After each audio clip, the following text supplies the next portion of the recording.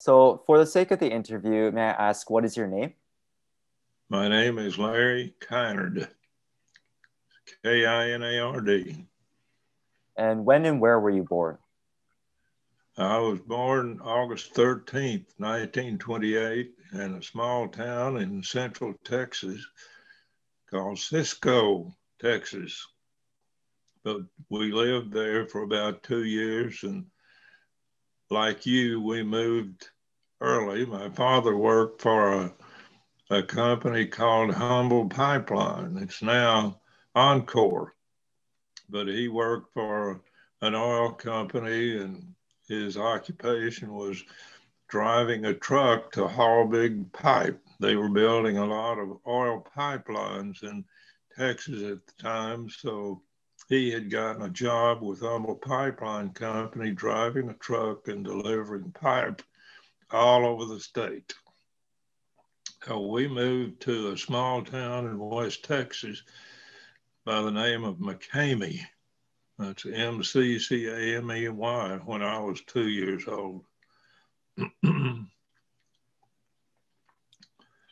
and from that point on, we lived basically in small towns in West Texas. We moved around 3 different times because his job required that he move to change jobs. If he wanted to get a promotion in the company, he would move from town to town, and we moved from McCamey, Texas, to a small town, Wink, Texas. At that time, Wink was probably about 2,000 people.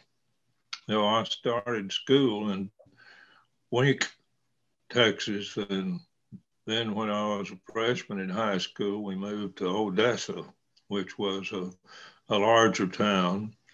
And I graduated from Odessa High School in 1945. I was valedictorian of our class, made good grades and studied and really enjoyed going to school.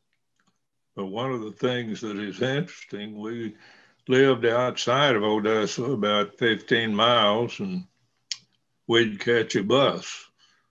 Several of us lived in a small pipeline camp.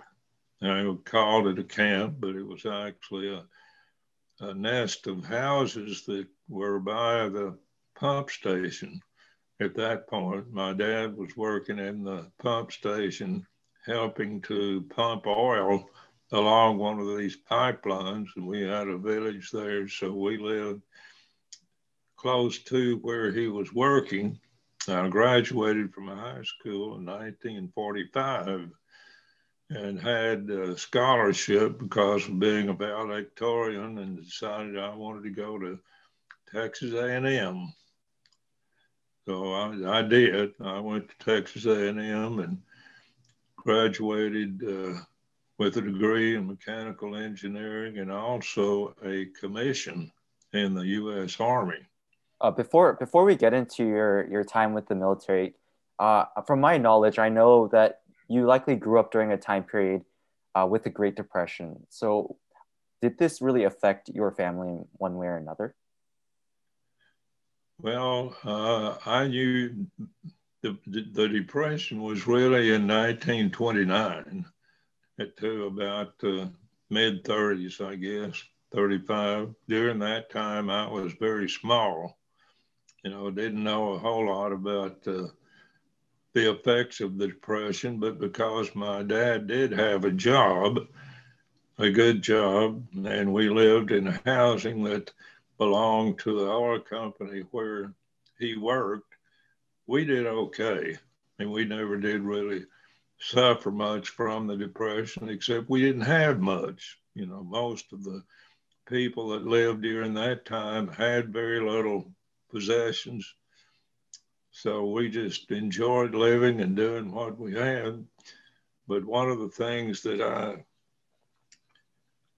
I remember, we didn't have TV or telephones like we have today. We had one radio in the living room, and that's where we got our news most of the time and listened to a radio station WOAI out of San Antonio most of the time. So anything that we got in the way of news and information about the outside world came through that radio. And of course, during that time too, we had a lot of very, I guess, simple living. We didn't have refrigerators. We just used what they called an ice box. So you would go out and buy a big block of ice to put in the upper part of that box, and that's what you use for refrigeration. We had lights, electricity to the houses, but it was very simply made at that time.